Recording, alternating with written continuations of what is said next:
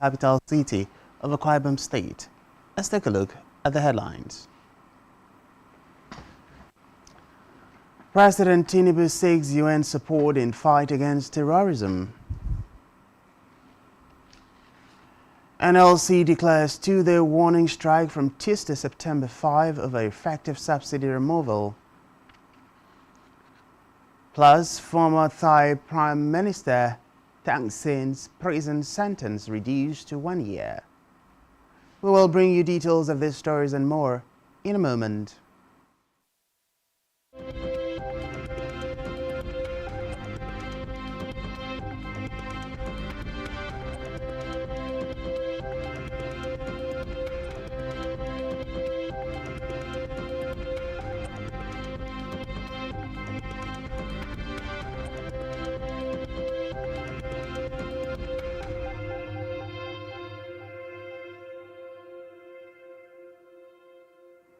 Many thanks for joining us. First in the news this afternoon is Nigeria's leader, President Bola Tinubu, who has solicited the support of the United Nations in Nigeria's fight against terrorism in light of its rippling effect on global peace, displacement of people, and rising poverty.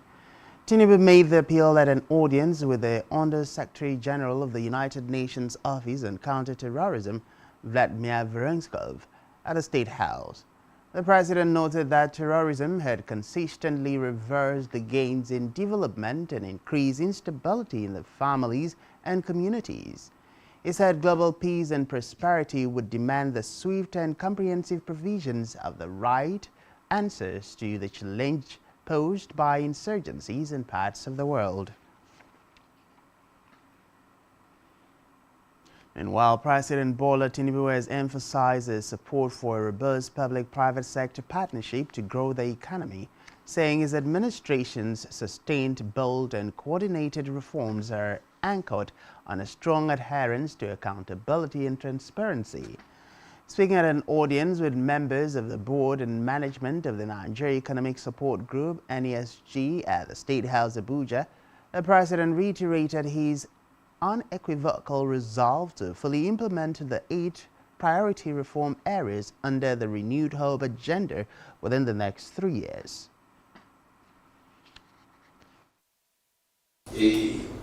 Looking backwards is retrogressive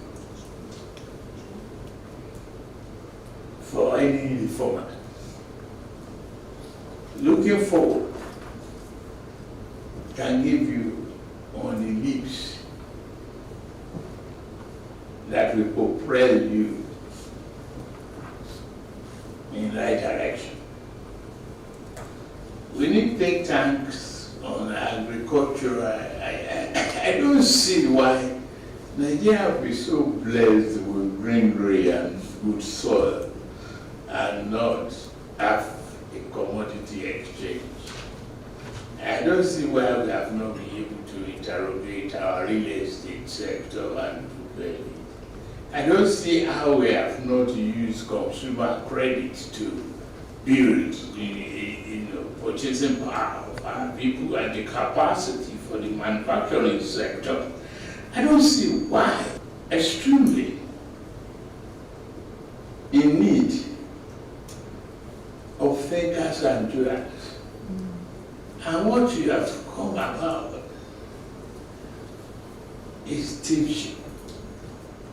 Nigerian Economic Support Group will not be, if you don't believe in being one team that can bring Nigeria to the land of promise. But we must cure our advantages in the economic path.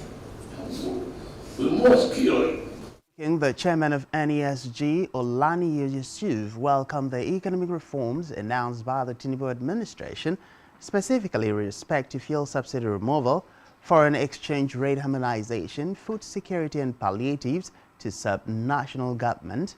He pledged that the NESG would work with the newly inaugurated cabinet to achieve the 8-point agenda of the administration. We'll ask and encourage that there will be a lot of transparency in the and accountability in the distribution of those palliatives so that they really can get them to the poor and needy Nigerians who barely need the assistance. Having said that, there are quite a number of other action steps, other reforms that we are all eager and waiting.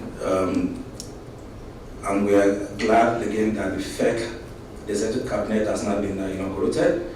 We'll be working with quite a number of our colleagues in the ministries to push some of your reforms agenda along the 8-point agenda, which in our view speaks to the critical issues affecting us as a nation, from insecurity to economic growth to job creation, and of course to an enabling environment for the private sector.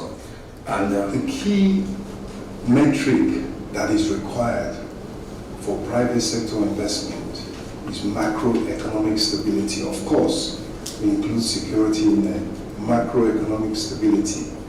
And you have already, as was recognized by the chairman, you have already set this country on the path towards that stability by what you have done in correcting the distortions on the fiscal side. You've reduced the huge leakage that was preventing government revenue to. The chairman also used the occasion to formally request the president to declare open the NESG summit in October, as well as to direct heads of ministries, departments and agencies, MDAs, to partner with them and participate fully at the summit as part of efforts to ramp up local and foreign direct investment in Nigeria.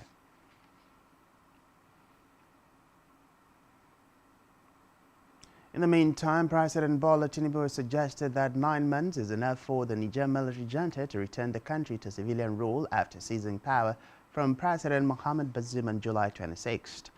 Tinubu said this when he received the Nigeria Supreme Council of Islamic Affairs led by the Sultan of Sokoto, His Eminence Mohammed Said Abubakar III, at the Center to Democracy in 1999 through a 9-month program by General Abdul Salami Abubakar. There was no reason such could not be replicated by Niger coup leaders. In a statement by his spokesperson, Ajurin Galale, the ECOWAS chief said sanctions imposed on Niger Republic will not be lifted without positive adjustment by the military junta.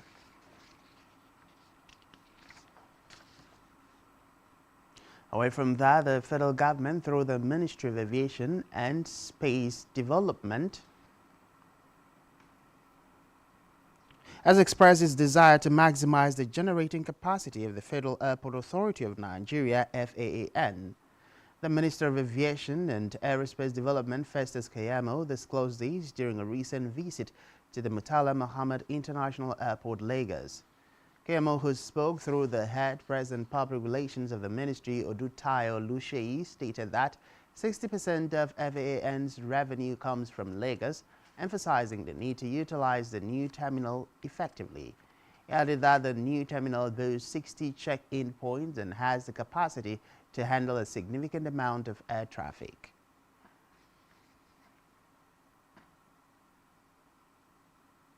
We move to the Green Chambers, where the Speaker of the House of Representatives, Tajuddin Abbas, has denounced the abuse of tax incentives and waivers. The Speaker also noted that those involved in tax waiver abuse act are engaging in economic sabotage that must be stopped.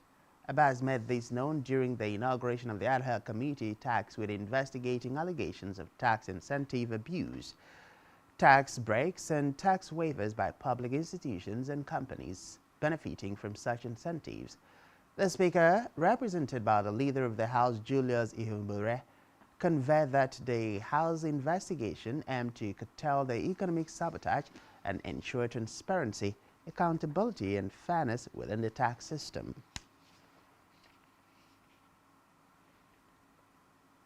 On labor matters, the Nigeria Labour Congress NLC has declared a 2-day warning strike beginning on Tuesday, September 5, in protest against the federal government for failing to address the challenges caused by the removal of fuel subsidy.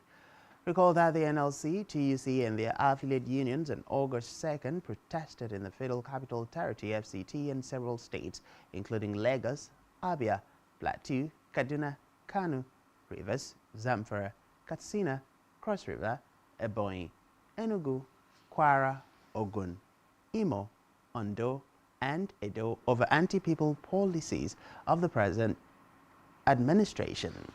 The NLC protest followed a 7-day ultimatum issued to the federal government demanding the immediate reversal of all anti-poor policies of the federal government, including the recent hike in premium motor spirit PMS price, increase in public school fees, the release of the 8 months withheld salary of university lecturers and workers.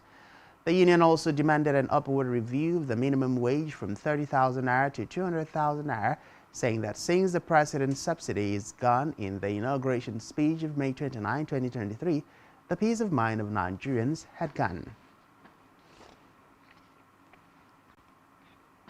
And back here, Akwa Ibom State Government has proposed a supplementary budget estimate of 150 billion naira, with recurrent expenditure put at 50.3 billion naira and capital expenditure pegged at 99.7 billion naira.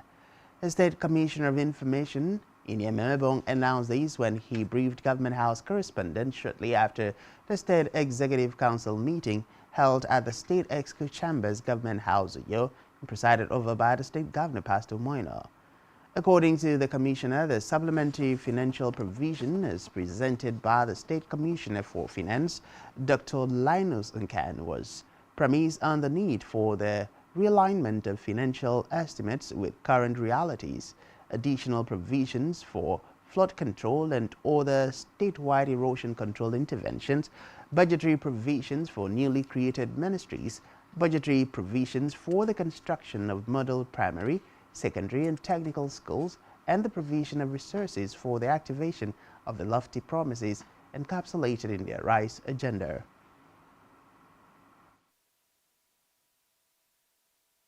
Finance was totaling 150 billion. Supplementary budget as presented by the Commissioner for Finance was totaling 150 billion, broken into recurrent 50 billion, 310 million, 140 million, 850, while capital took 99,689,859,150. A combination of both will give you 150 billion.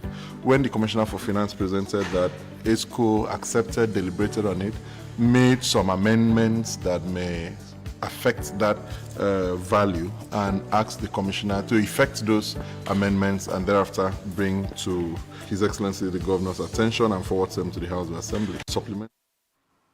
In the meantime, the Speaker of the Akwa Ibom State House of Assembly, Demotong, yesterday referred a matter of urgent public importance on electricity vandalization in Etinnen and Akwa Ibom State. The need to amend the prison sentence for vandalization from 7 years to life imprisonment, and the urgent need for improved power supply in the rural areas under Order 2, Rule 4, to the House Committee on Security to ensure the Commissioner of Internal Security is aware of happenings in the state. Presenting the matter on the floor of the House, a member representing Etinnen State Constituency, Udrabong Ekbofort, lamented the enduring cases of vandalism in the state and said stiff measures will deter the perpetrators from such acts. Other members contributed on the matter, with the Deputy Speaker member representing it to Kufrabasi Edidem agreeing that the penalty should be increased, but questioned the magnitude